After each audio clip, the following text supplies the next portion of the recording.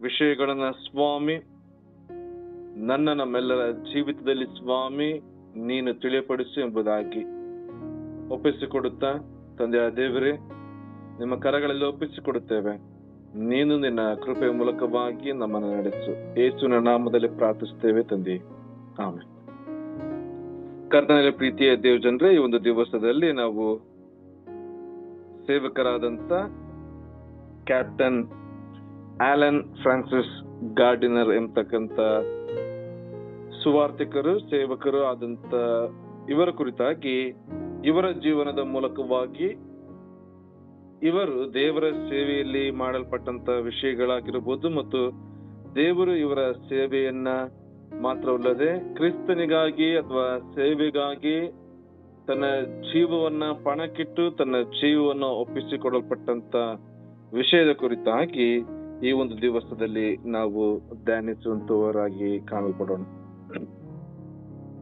ಸುವಾರ್ತಿಕರಾದಂತ ಇವರು 1794 June 24 ಬಾಸಿಲ್ಡನ್ England ನಲ್ಲಿ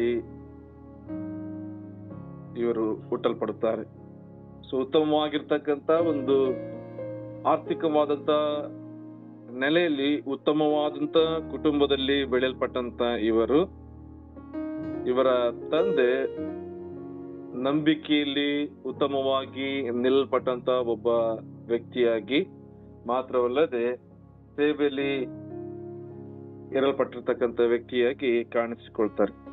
ಅದಾದ ನಂತರದಲ್ಲಿ ಇವರ ಒಂದು ಚಿಕ್ಕ ವಯಸ್ಸಿನಿಂದಲೇ ಅನೇಕ ರೀತಿಯಾದಂತ ಒಂದು ಶಿಸ್ತು ಮತ್ತು ಕ್ರಮಬದ್ಧ ಮಾತ್ರವಲ್ಲದೆ ಉತ್ತಮವಾದಂತ ಒಂದು ಜೀವಿತವನ್ನ ರೂಢಿಸಿಕೊಂಡು ಉತ್ತಮವಾದಂತ ಜೀವಿತವನ್ನ ಜೀವಿಸಲ್ಪಟ್ಟಂತ ವ್ಯಕ್ತಿಯಾಗಿ ಸುವಾರ್ತಿಕರಾದಂತ ಆಲನ್ ಫ್ರಾನ್ಸಿಸ್ ಗಾರ್ಡಿನರ್ ಅವರು ಕಾಣಿಸಿಕೊಳ್ಳಲ್ಪಡುತ್ತಾರೆ.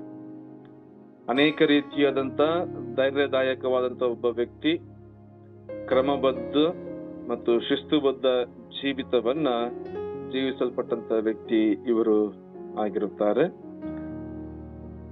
ಅನೇಕ ರೀತಿಯಾದಂತ ಉತ್ತಮವಾದಂತ ಒಂದು ವಿದ್ಯಾಭ್ಯಾಸವನ್ನ ಹೊಂದಲ್ಪಟ್ಟಂತ ಇವರು ಆಗಿನ ಸಂದರ್ಭದಲ್ಲಿ ಏನಪ್ಪಾ ಅಂತ ಅಂದ್ರೆ ಯುದ್ಧ ನೌಕಾಪಡೆಗೆ ಸೇರಲ್ಪಡಬೇಕು ಎಂಬತಕ್ಕಂತ ಅನೇಕ ಯೌವನಸ್ಥರ ಆಸೆಯಂತೆ ಇವರು ಸಹ ಯುದ್ಧ ನೌಕೆಗೆ ಇವರು ಸೇರಲ್ಪಡ್ತಾರೆ. ಇವರ ಒಂದು 14ನೇ ವಯಸ್ಸಿಗೆ ಇಂಗ್ಲೆಂಡ್ ಭಾಗದಲ್ಲಿರ್ತಕ್ಕಂತ ಒಂದು ಬ್ರಿಟಿಷ್ ಯುದ್ಧ ನೌಕೆಗೆ ಕೆಲಸಕ್ಕಾಗಿ ಒಂದು ರೀತಿಯಾದಂತ ಒಂದು ಶ್ರೇಷ್ಠವಾದಂತ ಸೇವೆ ಎಂಬುದಾಗಿ ತಿಳಿದುಕೊಳ್ಳಲ್ಪಟ್ಟಂತ ಆ ಒಂದು ಸೇವೆಗೆ, ಆ ಒಂದು ಕೆಲಸಕ್ಕೆ ಸೇರಿಕೊಳ್ಳಲ್ಪಡುತ್ತಾರೆ ತಮ್ಮ ಒಂದು 14ನೆಯ ವಯಸ್ಸಿನಲ್ಲಿ. ಅದಾದ ನಂತರದಲ್ಲಿ ಇವರು ನೆಪೋಲಿಯನಿಕ್ ಯುದ್ಧಗಳು ನಡೆಯುವಂತ ಸಂದರ್ಭದಲ್ಲಿ ಆ ಒಂದು ಯುದ್ಧ ನೌಕೆಯಲ್ಲಿ ಇವರು ಆ ಒಂದು ಕಾರ್ಯಗಳನ್ನ ನಿರ್ವಹಿಸಲ್ಪಟ್ಟಂತ ವ್ಯಕ್ತಿಯಾಗಿ ಕಾಣಿಸಿಕೊಳ್ತಾರೆ. ಮಾತ್ರವಲ್ಲದೆ ಈತನ ಒಂದು ಸೇವೆಯ ಮೂಲಕವಾಗಿ ಒಂದು ಯುದ್ಧ ನೌಕೆಯಲ್ಲಿ ಈತನು ಮಾಡಲ್ಪಟ್ಟಂತ ಸೇವೆ ಮತ್ತು ಶ್ರಮ ಮತ್ತು ನಿಷ್ಠಾವಂತ ಒಂದು ಕಾರ್ಯಗಳ ಕುರಿತಾಗಿ ಈತನನ್ನ ಅನೇಕ ರೀತಿಯಾದಂತ ಒಂದು ರ್ಯಾಂಕಿಂಗ್ ಎಂಬುದಾಗಿ ಹೇಳ್ತಾರೆ, ಅಥವಾ ಒಂದು ಉನ್ನತ ಶ್ರೇಣಿಗೆ ಅಥವಾ ಉನ್ನತ ಒಂದು ಹುದ್ದೆಗೆ ಈತನನ್ನ ನೇಮಕ ಮಾಡಲ್ಪಡ್ತಾರೆ. ಆ ಕಾರಣದಿಂದಾಗಿ ಈ ವ್ಯಕ್ತಿ ಅನೇಕ ಭಾಗಗಳಲ್ಲಿ ಪ್ರಯಾಣವನ್ನ ಒಂದು ನೌಕಾಪಡೆಯ ಮೂಲಕವಾಗಿ, ನೌಕೆಯ ಮೂಲಕವಾಗಿ ಪ್ರಯಾಣವನ್ನ ಮಾಡಲ್ಪಟ್ಟಂತ ವ್ಯಕ್ತಿಯಾಗಿ ಕಾಣಿಸಿಕೊಳ್ತಾನೆ. ಏನಪ್ಪಾ ಅಂತಂದ್ರೆ ಸೌತ್ ಅಮೆರಿಕ ಆಗಿರಬಹುದು ಮತ್ತು ಏಷ್ಯಾ ಭಾಗದ ಅನೇಕ ಸ್ಥಳಗಳಿಗೆ ಒಂದು ಪ್ರಯಾಣವನ್ನ ಬೆಳೆಸಲ್ಪಟ್ಟಂತ ಒಂದು ವ್ಯಕ್ತಿಯಾಗಿ ಕಾಣಿಸಿಕೊಳ್ತಾರೆ. ಇವರ ಒಂದು ಏನಪ್ಪಾ ಅಂತ ಅಂದ್ರೆ ಒಂದು ಜೀವಿತದಲ್ಲಿ ಒಂದು ಕೆಲಸದ ಅಥವಾ ಒಂದು ರೀತಿಯಾದಂತ ಒಂದು ಸಾಮಾಜಿಕ ಜೀವಿತದಲ್ಲಿ ಗಮನಿಸುವುದಾದ್ರೆ 14ನೇ ವಯಸ್ಸಿನಲ್ಲಿ ಆ ಒಂದು ಯುದ್ಧ ನೌಕಾಪಡೆಗೆ ಸೇರಿಕೊಳ್ತಾರೆ. ಅದಾದ ನಂತರದಲ್ಲಿ ಅವರ ಕೆಲಸ ಮತ್ತು ಉತ್ಸಾಹದ ಮೂಲಕವಾಗಿ ಅವರ ಒಂದು ಕ್ರಮಬದ್ಧ ಮತ್ತು ಶಿಸ್ತುಬದ್ಧಿನ ಒಂದು ಜೀವನದಿಂದಾಗಿ ಅತಿ ಬೇಗನೆ ಒಂದು ಉನ್ನತ ಸ್ಥಾನಕ್ಕೆ ಒಂದು ಯುದ್ಧ ನೌಕಾಪಡೆಯಲ್ಲಿ ಅವರು ಒಂದು ಕೆಲಸವನ್ನ ಅವ್ರದ್ದು ಕಾಣಲ್ಪಡುವಂತ ವ್ಯಕ್ತಿಯಾಗಿ ಕಾಣ್ತಾರೆ. ಆದ್ರೂ ಇವರ ಜೀವಿತದಲ್ಲಿ ಒಂದು ಪ್ರಮುಖವಾಗಿರ್ತಕ್ಕಂತ ಒಂದು ತಿರುವು ಅಥವಾ ಒಂದು ಮಾರ್ಪಾಡುವಿಕೆ ಅದು ಕಾಣಲ್ಪಡುವಂತದ್ದಾಗಿರ್ತದೆ. ಏನೆಂಬುದಾಗಿ ಗಮನಿಸುವಾಗ 1822ರಲ್ಲಿ ಇವರ ಮದುವೆಯಾದಂತ ನಂತರದಲ್ಲಿ 1822ರಲ್ಲಿ ಈತನ ಹೆಂಡತಿಯನ್ನ ಇವರು ಕಳೆದುಕೊಳ್ಳಲ್ಪಡಬೇಕಾದಂತ ಪರಿಸ್ಥಿತಿ ಅದು ಎದುರಾಗಲ್ಪಡ್ತದೆ. ಸೊ ಇವರ ಹೆಂಡತಿಯಾದಂತ ಎಲಿಜಾ ಎಂಬುವರನ್ನ ಇವರು ಕಳೆದುಕೊಳ್ಳಲ್ಪಡುತ್ತಾರೆ ಅನಾರೋಗ್ಯದ ನಿಮಿತ್ತವಾಗಿ. ಸೊ ಆ ಒಂದು ಸಂದರ್ಭದಲ್ಲಿ ಅವರಿಗಿದ್ದಂತ ಇಬ್ಬರು ಮಕ್ಕಳು ಮತ್ತು ಇಬ್ಬರು ಮಕ್ಕಳನ್ನ ಇವರ ಕೈಗೆ ಒಪ್ಪಿಸಿಕೊಳ್ಳಲ್ಪಟ್ಟಂತ ಅವರು ಮರಣವನ್ನ ಹೊಂದಲ್ಪಡುತ್ತಾರೆ. ಅದಾದ ನಂತರದಲ್ಲಿ ಇವರ ಏನಪ್ಪಾ ಅಂತಂದ್ರೆ ಒಂದು ಅನೇಕ ರೀತಿಯಾದಂತ ಒಂದು ಮನೋವ್ಯಥೆ ಅಥವಾ ಒಂದು ರೀತಿಯಾಗಿರ್ತಕ್ಕಂಥ ಒಂದು ಕಾರ್ಯಗಳಲ್ಲಿ ಎಲ್ಲವೂ ಇದ್ದು ಏನು ಇಲ್ಲದಿರ್ತಕ್ಕಂಥ ಒಂದು ಪರಿಸ್ಥಿತಿಗೆ ಈ ಒಂದು ವ್ಯಕ್ತಿ ಒಳಗಾಗುವಂತ ಸಂದರ್ಭದಲ್ಲಿ ಆ ಒಂದು ಸಮಯದಲ್ಲಿ ಈ ವ್ಯಕ್ತಿಯು ದೇವರ ವಾಕ್ಯದ ಒಂದು ಮರೆಯನ್ನ ಹೋಗುವಂತ ಸಂದರ್ಭದಲ್ಲಿ ಆತನ ಒಂದು ದುಃಖವಾಗಿರ್ಬೋದು ಮತ್ತು ಆತನ ಒಂದು ನೋವುಗಳಾಗಿರ್ಬೋದು ಅದೆಲ್ಲವೂ ಕೂಡ ಅದೊಂದು ಸಮಾಧಾನ ಒಂದು ಶಾಂತಿಯುತವಾಗಿ ಬದಲಾಗಲ್ಪಟ್ಟಂತ ಒಂದು ಜೀವಿತವಾಗಿ ಅದು ಮಾರ್ಪಾಡನ್ನ ಹೊಂದಲ್ಪಡುತ್ತದೆ. ಸೊ ದೇವರ ವಾಕ್ಯಗಳನ್ನ ಓದುವಂತವರಾಗಿ ದೇವರ ವಾಕ್ಯವನ್ನ ಧ್ಯಾನಿಸುತ್ತಾ ಆತನ ಹೃದಯದಲ್ಲಿಯೇ ಆತನ ಅರಿವಿಲ್ಲದೆ ಆತನಿಗೆ ಸಿಗಲ್ಪಡಬೇಕಾದಂತ ಒಂದು ದೈವಿಕವಾದಂತಹ ಸಮಾಧಾನ, ಸಂತೋಷ ಮತ್ತು ತಾಳ್ಮೆ ಎಂಬುವಂಥದ್ದು ಆತನಿಗೆ ದೇವರ ಮೂಲಕವಾಗಿ ಸಿಗುವಂತದ್ದಾಗಿರ್ತದೆ. ಅದಾದ ನಂತರದಲ್ಲಿ ತನ್ನನ್ನು ತಾನು ದೇವರ ಸೇವೆಗೆ ಒಪ್ಪಿಸಿಕೊಳ್ಳಲ್ಪಟ್ಟವನಾಗಿ ತನ್ನಲ್ಲಿದ್ದಂತ ಒಂದು ದೊಡ್ಡ ಸೇವೆಯ ಒಂದು ಕೆಲಸವಾಗಿರಬಹುದು ಅಥವಾ ಉನ್ನತ ದರ್ಜೆಯ ಕೆಲಸ ಎಲ್ಲವನ್ನ ಬಿಡಲ್ಪಟ್ಟವನಾಗಿ ಈ ವ್ಯಕ್ತಿ ತನ್ನನ್ನು ತಾನು ಸೇವೆಗಾಗಿ ಒಪ್ಪಿಸಿಕೊಡುತ್ತಾನೆ. ಸೊ ದೇವರು ಆತನನ್ನ ಕರೆದಿರ್ತಕ್ಕಂಥ ಒಂದು ಆಲೋಚನೆಯನ್ನ ಆತನು ಮನದಟ್ಟು ಮಾಡಿಕೊಳ್ಳಲ್ಪಟ್ಟಂತ ವ್ಯಕ್ತಿ ಆದಂತ ಅವರು ಎಲ್ಲವನ್ನ ಕಡೆಗಣಿಸಲ್ಪಡ್ತಾರೆ. ತನ್ನ ಕೆಲಸ ಆಗಿರ್ಬೋದು ಅಥವಾ ಉನ್ನತ ದರ್ಜೆ ಆಗಿರ್ಬೋದು ಅಥವಾ ಒಂದು ಏನಪ್ಪಾ ಅಂತ ಅಂದ್ರೆ ಶ್ರೇಯಸ್ಸಾಗಿರ್ಬೋದು ಅಥವಾ ಒಂದು ತನ್ನ ಏನಪ್ಪಾ ಅಂತ ಅಂದ್ರೆ ಒಂದು ರೀತಿಯಾದಂತ ಹೊಗಳಿಕೊಳ್ಳುವಿಕೆ ಒಂದು ಕೆಲಸವಾಗಿರ್ಬೋದು ಎಲ್ಲವನ್ನ ಕಡೆಗಣಿಸಿ ಆತನು ಕ್ರಿಸ್ತನಿಗಾಗಿ, ಕ್ರಿಸ್ತನ ಒಂದು ಸೇವೆಗಾಗಿ, ಕ್ರಿಸ್ತನನ್ನ ಅರಿಯದೇ ಇರುವಂತ ಒಂದು ವ್ಯಕ್ತಿಗಳ ನಡುವೆ ಆತನು ತನ್ನ ಒಂದು ಕ್ರಿಸ್ತನ ಸೇವೆಯನ್ನ ಮಾಡ್ಬೇಕೆಂಬುದಾಗಿ ತನ್ನನ್ನ ತಾನು ಒಪ್ಪಿಸಿ ಕೊಡಲ್ಪಡ್ತಾನೆ. ಇಲ್ಲಿ ನೋಡ್ತೇವೆ ಆತನಿಗಾಗ್ಲೇ ಏನಪ್ಪಾ ಅಂತಂದ್ರೆ ಒಂದು ಕೆಲಸದ ನಿಮಿತ್ತವಾಗಿ ಸರಿಸುಮಾರು 30-35 ವಯಸ್ಸಾಗಿದ್ರು ಕೂಡ ಅದಾದ ನಂತರದಲ್ಲಿ ಗಮನಿಸ್ತೇವೆ ಯಾವುದೇ ರೀತಿಯಾಗಿರ್ತಕ್ಕಂಥ ಒಂದು ದೈವಿಕವಾದಂತ ಒಂದು ಜ್ಞಾನ ಅಥವಾ ದೈವಿಕವಾದಂತ ಒಂದು ಸತ್ಯವೇದದ ಒಂದು ಏನಪ್ಪಾ ಅಂತಂದ್ರೆ ತರಬೇತಿ ಇಲ್ಲದಿದ್ರು ಕೂಡ ಆ ವ್ಯಕ್ತಿ ತನ್ನ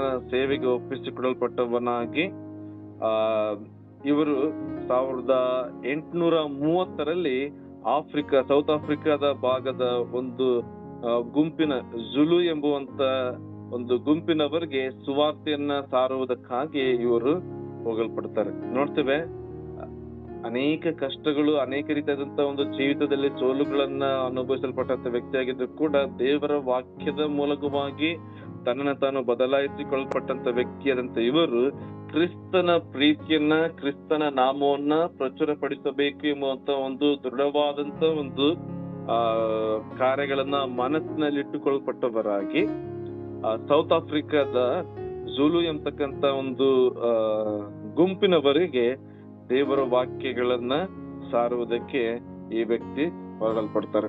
ಅದಾದ ನಂತರದಲ್ಲಿ ಅನೇಕ ರೀತಿಯಾಗಿರ್ತಕ್ಕಂಥ ಒಂದು ರೀತಿ ಏನಪ್ಪಾ ಅಂತ ಅಂದ್ರೆ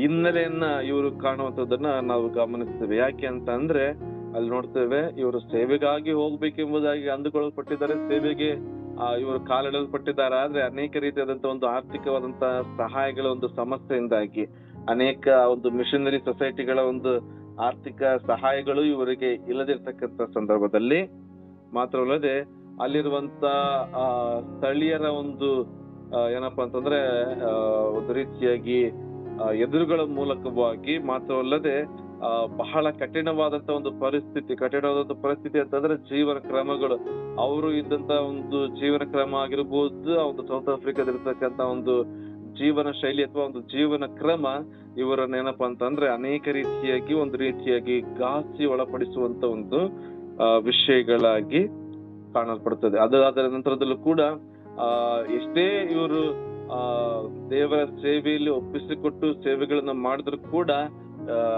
ಯಾವುದೇ ರೀತಿಯಾದಂತ ಫಲದಾಯಕವಾದಂತ ಒಂದು ಫಲಗಳನ್ನ ಅವರು ಸೇವೆಯಲ್ಲಿ ಅಲ್ಲಿ ಕಾಣಲ್ಪಡಲಿಲ್ಲ. ಯಾಕೆ ಅಂತಂದ್ರೆ ಸೇವೆಗೆ ಅನೇಕ ರೀತಿಯಾಗಿರ್ತಕ್ಕಂಥ ಅಡ್ಡಿಗಳಾಗಿರ್ಬೋದು, ಈ ರೀತಿಯಾದಂತ ಒಂದು ವಿಷಯಗಳ ನಡುವೆಯೂ ಸಹ ಅವರು ಎಂದೂ ಸಹ ತೃಪ್ತಿಗಿಡಲ್ಪಡೋದಿಲ್ಲ.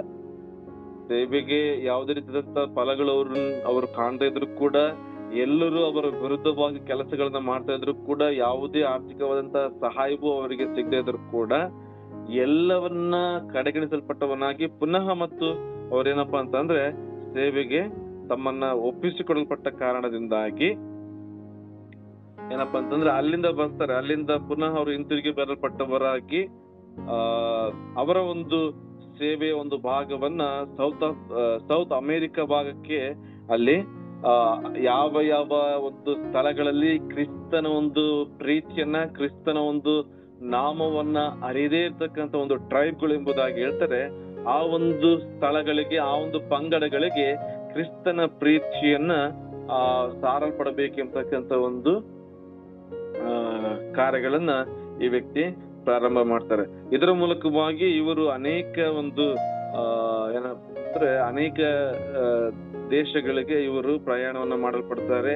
ಚಿಲಿ, ಪೇರು ಮತ್ತು ಬೊಲಿವಿಯಾ ಅಂತಕ್ಕಂಥ ಒಂದು ಪ್ರದೇಶಗಳಿಗೆ ಇವರು ತಮ್ಮ ಒಂದು ಸುವಾರ್ಥ ಪ್ರಯಾಣವನ್ನ ಮಾಡಲ್ಪಡ್ತಾರೆ. ಆದ್ರೂ ಕೂಡ ಇಲ್ಲಿ ಅನೇಕ ರೀತಿಯಾದಂತ ಒಂದು ಸಮಸ್ಯೆಗಳು ಅವರಿಗೆ ಎದುರಾಗಲ್ಪಡ್ತದೆ. ಯಾವ ರೀತಿಯಾದಂತ ಒಂದು ಸಮಸ್ಯೆಗಳು ಎಂಬುದಾಗಿ ಗಮನಿಸುವುದಾದ್ರೆ, ಕ್ಯಾಥಲಿಕ್ ಸಭೆಯ ಒಂದು ಮುಖ್ಯಸ್ಥರುಗಳಿಂದ ಇವರ ಒಂದು ಸೇವೆಗೆ ಅನೇಕ ರೀತಿಯಾದಂತಹ ಒಂದು ಅಡ್ಡಿಗಳು ಉಂಟಾಗಲ್ಪಡುತ್ತದೆ. ಅದೇ ರೀತಿಯಾಗಿ ಏನಪ್ಪಾ ಅಂತಂದ್ರೆ ಪ್ರೊಟೆಸ್ಟೆಂಟ್ ಮಿಷನರಿಗಳ ಒಂದು ಚಟುವಟಿಕೆಗಳೇನಾಗಿತ್ತು ಅಂತಂದ್ರೆ ಆ ಒಂದು ದೇಶಗಳಲ್ಲಿ ಅಥವಾ ಆ ಒಂದು ಭಾಗಗಳಲ್ಲಿ ಏನಾಗಿತ್ತು ಅಂತಂದ್ರೆ ಅದು ನಿರ್ಬಂಧವನ್ನ ಏರಲ್ಪಟ್ಟಂತ ಒಂದು ಸಂದರ್ಭದಲ್ಲಿ, ಅದು ಮಾತ್ರ ಅಲ್ಲದೆ ರಾಜಕೀಯವಾದಂತ ಒಂದು ವಿಷಯಗಳ ಮೂಲಕವಾಗಿ ಆ ಒಂದು ಭಾಗದಲ್ಲಿ ಸೇವೆಯನ್ನ ಅವರು ಅಷ್ಟರ ಮಟ್ಟಿಗೆ ಮಾಡುವುದಕ್ಕೆ ಸಾಧ್ಯವಾಗಲಿಲ್ಲ.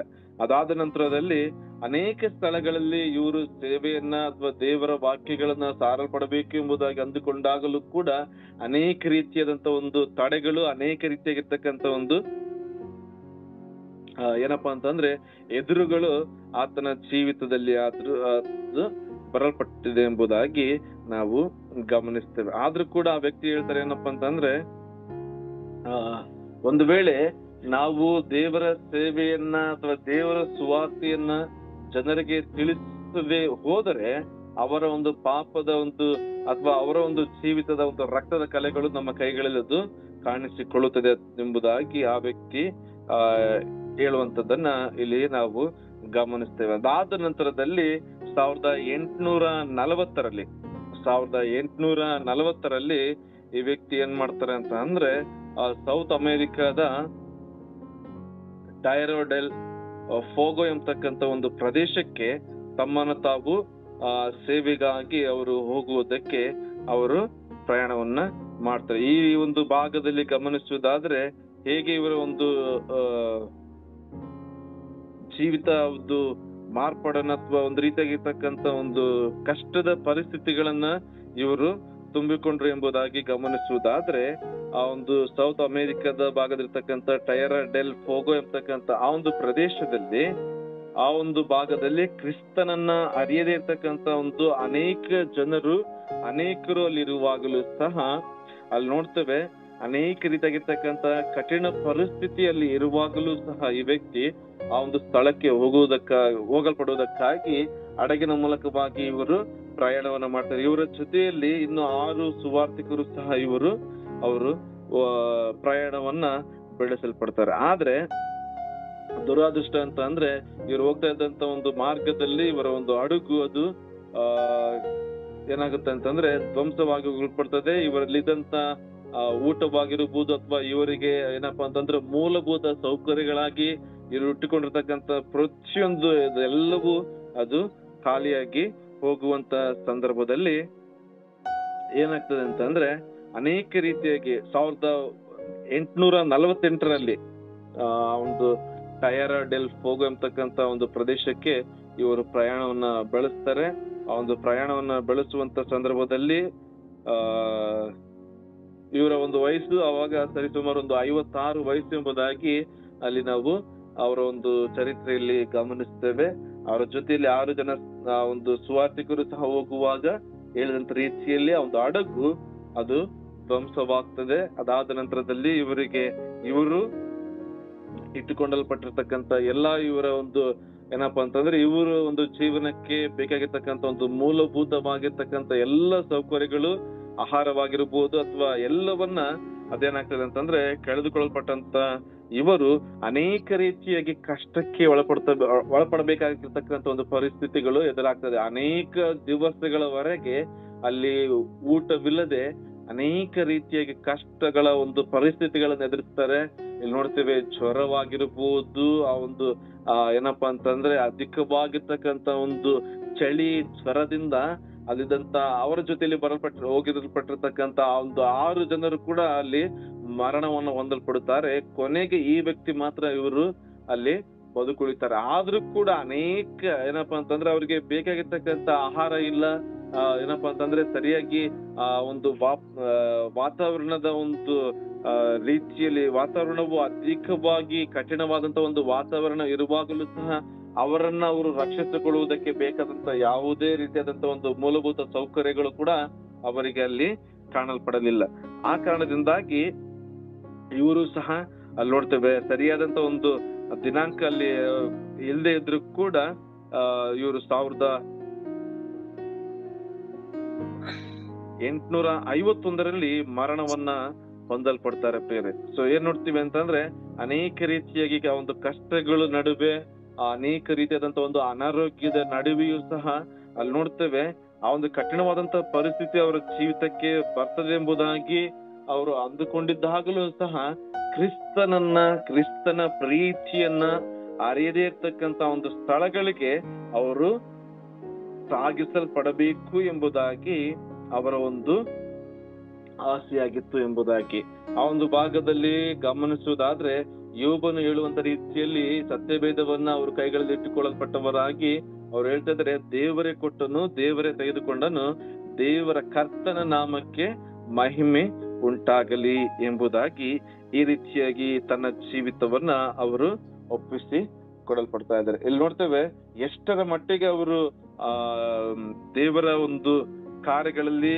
ದೇವರ ಸೇವೆಯನ್ನ ಮಾಡಬೇಕು ಎಂಬುದಾಗಿ ಅವರು ಅಂದುಕೊಳ್ಳಲ್ಪಟ್ಟಿದ್ರು, ತನ್ನ ತಾನು ಒಪ್ಪಿಸಿಕೊಡಲ್ಪಟ್ಟಿದ್ರು ಎಂಬುದಾಗಿ ಗಮನಿಸುವಾಗಲೂ ಸಹ ಅವ್ರೇನ್ ಹೇಳ್ತಾರೆ ಅಂತಂದ್ರೆ, ಯೋಬನ ಒಂದು ಪುಸ್ತಕ 13ನೇ ಅಧ್ಯಾಯ 15ನೇ ವಚನದಲ್ಲಿ ಈ ರೀತಿಯಾಗಿ ಬರೀತದೆ. ಅದನ್ನ ಓದ್ತೇನೆ.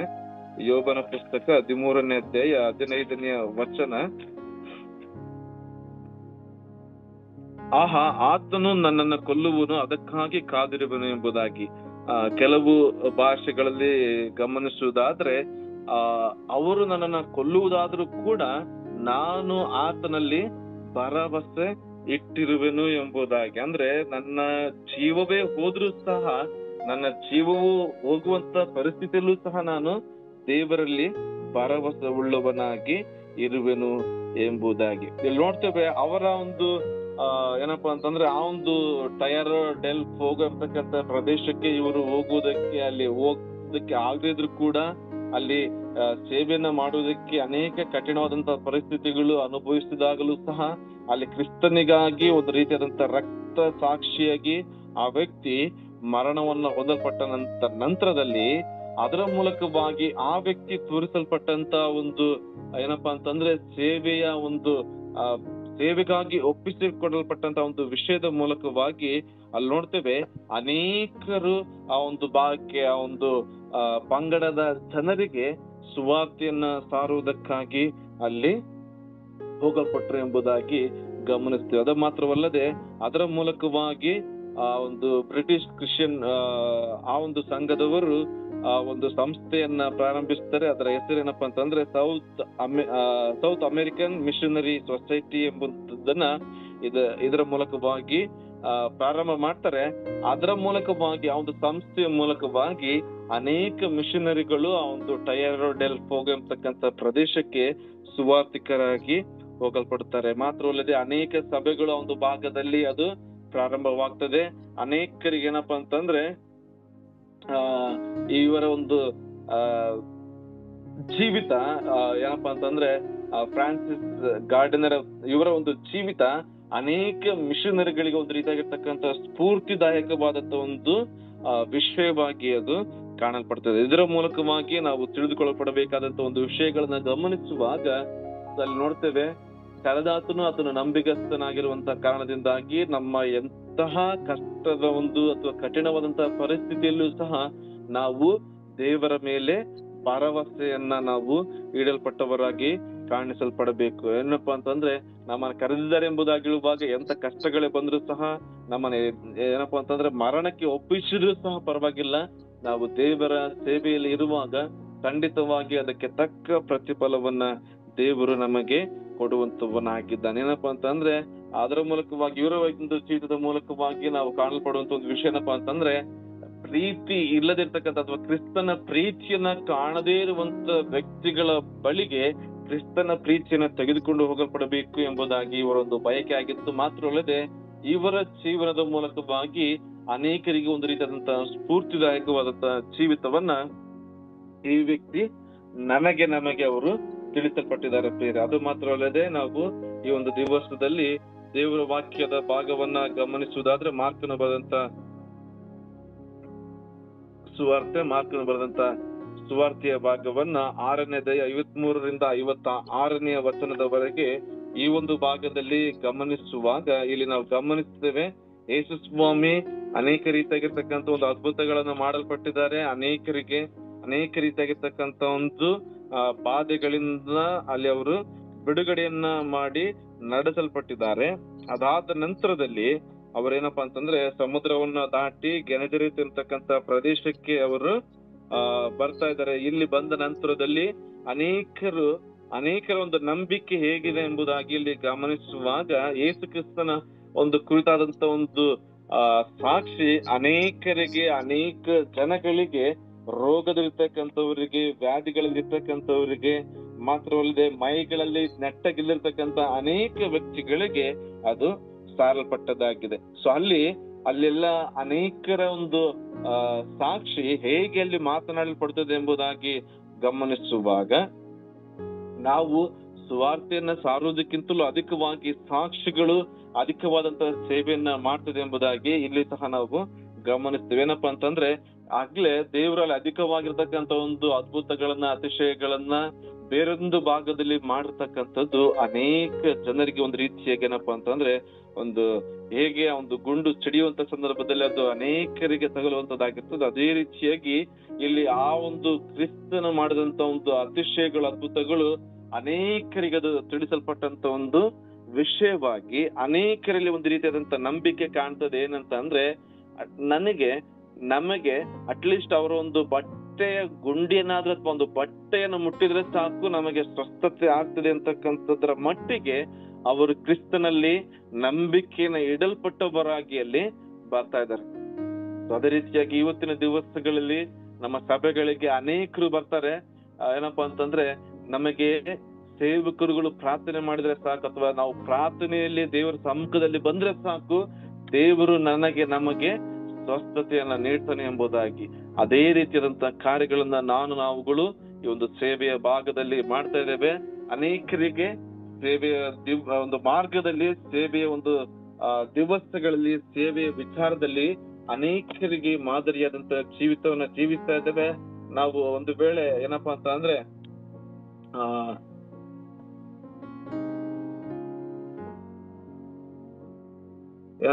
ನಾವು ಆಲೋಚಿಸುವಂತ ಸಂಗತಿ ಬೇಡ. ಯಾಕೆಂತಂದ್ರೆ ನಮಗೆ ಖಂಡಿತವಾಗಿ ಈಗ ಏನಪ್ಪಾ ಅಂತಂದ್ರೆ ತಕ್ಷಣವಾಗಿ ನಮ್ಮ ಒಂದು ಸೇವೆಯ ಫಲಗಳನ್ನ ನಾವು ಕಾಣದೇ ಇದ್ರು ಕೂಡ ಖಂಡಿತವಾಗಿ ಅದಕ್ಕೆ ತಕ್ಕ ಪ್ರತಿಫಲವನ್ನ ನಾವು ಒಂದಲ್ಲ ಒಂದು ದಿವಸ ಕಾಣ್ತೇವೆ. ಹೇಗೆ ಆ ಸೇವಕರಾದಂತ ಆಲನ್ ಫ್ರಾನ್ಸಿಸ್ ಗಾರ್ಡನರ್ ಅವರ ಒಂದು ಜೀವನದಲ್ಲಿ ನಾವು ನೋಡ್ತೇವೆ. ಸೇವೆಯ ಒಂದು ಬೀಜಗಳನ್ನ ಬಿತ್ತಲ್ಪಟ್ರು. ಆ ಒಂದು ಬೀಜ ಅನೇಕ ದಿವಸಗಳ ನಂತರ ಅಲ್ಲಿ ನೋಡ್ತೇವೆ ಸೌತ್ ಅಮೆರಿಕನ್ ಮಿಷನರಿ ಸೊಸೈಟಿಯಾಗಿ ಅದು ಬದಲಾಗಲ್ಪಟ್ಟಿದೆ.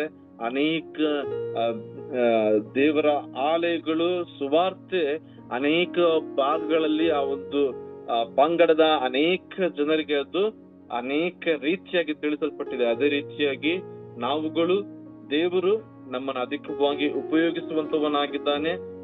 ನಮ್ಮ ಕೆಲಸ ಯಾವ ರೀತಿಯಾಗಿ ದೇವರು ನಮ್ಮನ್ನ ನಡೆಸಬೇಕೆಂಬುದಾಗಿ, ಯಾವ ರೀತಿಯಾಗಿ ಒಂದು ವ್ಯಕ್ತಿ ದೇವರ ಸೇವೆಗೆ ತನ್ನನ್ನು ತಾನು ಒಪ್ಪಿಸಿಕೊಟ್ನು, ಅನೇಕ ಕಷ್ಟಗಳು ಬರುವಾಗಲೂ, ಅನೇಕ ರೀತಿಯಾದಂತ ಒಂದು ಪರಿಸ್ಥಿತಿಗಳು ಆತನಿಗೆ ವಿರುದ್ಧವಾಗಿ ತೋರ್ಪಡಿಸಿದಾಗಲೂ ಸಹ ಯಾವುದಕ್ಕೂ ಧೃತಿಗಿಡದೆ ಎಲ್ಲವನ್ನ ದೇವರಿಗಾಗಿ, ದೇವರ ಪ್ರೀತಿಯನ್ನ ಅರಿಯದೇ ಇರ್ತಕ್ಕಂತ ಜನರಿಗೆ ತಿಳಿಸಲ್ಪಡಬೇಕೆಂಬುದಾಗಿ ಆ ವ್ಯಕ್ತಿ ಅಷ್ಟು ರೀತಿಯಾಗಿ ತನ್ನ ಜೀವನ ಪಣಕ್ಕಿಟ್ನು.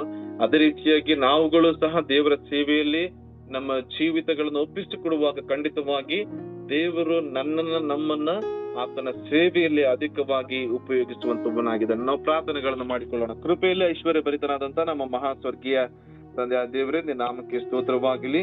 ಈ ಒಂದು ದಿವಸದಲ್ಲಿ ಸ್ವಾಮಿ, ಸೇವಕರಾದಂತ ಆಲನ್ ಫ್ರಾನ್ಸಿಸ್ ಗಾರ್ಡನರ್ ಅವರ ಜೀವಿತದ ಮೂಲಕವಾಗಿ ಸ್ವಾಮಿ ದೇವ, ಹೌದು ಸ್ವಾಮಿ, ಜೀವವನ್ನ ಉಳಿಸಿಕೊಳ್ಳುವುದಕ್ಕಿಂತಲೂ ಆ ಒಂದು ಜೀವವನ್ನ ಸ್ವಾಮಿ ನಿನಗಾಗಿ ಕಳೆದುಕೊಳ್ಳುವುದೇ ಶ್ರೇಷ್ಠವೆಂಬುದಾಗಿ ತಿಳಿದುಕೊಳ್ಳಲ್ಪಟ್ಟಂತ ವ್ಯಕ್ತಿಯಾಗಿ ದೇವ, ನಿನಗಾಗಿ ಆ ಒಂದು ಭಾಗದಲ್ಲಿ ರಕ್ತ ಸಾಕ್ಷಿಯಾಗಲ್ಪಟ್ಟಂತ ಸ್ವಾಮಿ, ಆ ಒಂದು ವ್ಯಕ್ತಿಯ ಜೀವಿತದ ಮೂಲಕವಾಗಿ ನಮ್ಮೆಲ್ಲರಿಗೆ ನೀನು ತಿಳಿಯಪಡಿಸಿದ್ದಕ್ಕಾಗಿ ಸ್ತೋತ್ರ. ಹೌದು ಸ್ವಾಮಿ, ಅನೇಕರು ದೇವ ನಿನ್ನ ನಿನ್ನ ವಸ್ತ್ರದ ಒಂದು ಗುಂಡಿಯನ್ನು ಮುಟ್ಟಿದ್ರೆ ಸಾಕು ನಮಗೆ ಸ್ವಸ್ಥವಾಗ್ತಿದೆ ಎಂಬುದಾಗಿ ನಂಬಿಕೆಯಿಂದ ಬರಲ್ಪಟ್ಟಿದ್ದಾರೆ ಸ್ವಾಮಿ. ಅದೇ ರೀತಿಯಾದಂತ ನಂಬಿಕೆಯನ್ನ ಅನೇಕರು ಪಡೆದುಕೊಳ್ಳಲ್ಪಟ್ಟವರಾಗಿ ನಿನ್ನ ಆಲಯದ ಮುಂದೆ ಬಂದು ಸ್ವಾಮಿ ಸ್ವಸ್ಥತೆಯನ್ನ ಹೊಂದಿಕೊಳ್ಳುವಂತ ರೀತಿಯಲ್ಲಿ ಸ್ವಾಮಿ ನಾವುಗಳ ಅನೇಕರನ್ನ ನಿಮ್ಮ ಪಾದಸನದಿಯ ಬಳಿಯಲ್ಲಿ ಸ್ವಾಮಿ ಕರೆತರುವಂತೆ ನಮ್ಮೆಲ್ಲರನ್ನು ನೀನು ಆಶೀರ್ವಾದ ಮಾಡಿ ಎಂಬುದಾಗಿ ರಕ್ಷಕನು ಒಡೆಯನಾದಂತ ಯೇಸುವಿನ ನಾಮದಲ್ಲಿ ಪ್ರಾರ್ಥಿಸಿ ಬಿಡೋರಾಗಿದ್ದೇವೆ. ಜೀವುಳ್ಳ ತಂದೆಯ ದೇವರೇ, ಆಮೆನ್.